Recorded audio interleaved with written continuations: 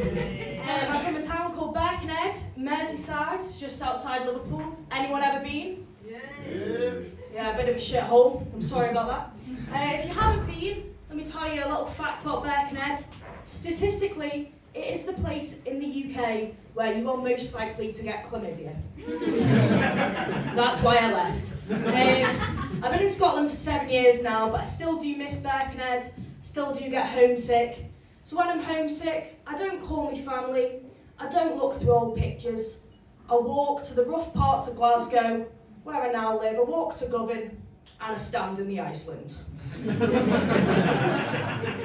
I stand in the Iceland and I just take in the atmosphere, because it reminds me of home.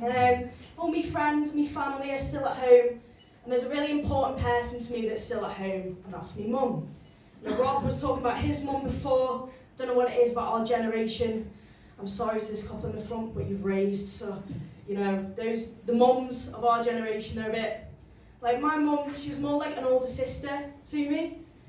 She was like an older sister if that older sister fucking loves trance music.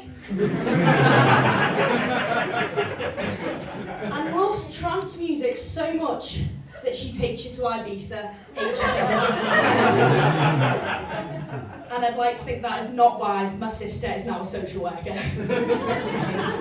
No, my mum was a good mum. I don't want you to get the wrong impression. She was actually pregnant with me at the age I am now. So if I'd shat something out and I was legally responsible for it, I'd probably take it to Ibiza as well. The only time I saw my mum acting like a traditional mum was when we'd asked our friends over. Do you all remember that? People of my generation, you ask your mum if you can have friends over. And your mum would say things like, "Oh, I'm so embarrassed. We have to clean this place up. I wish I'd had more notice."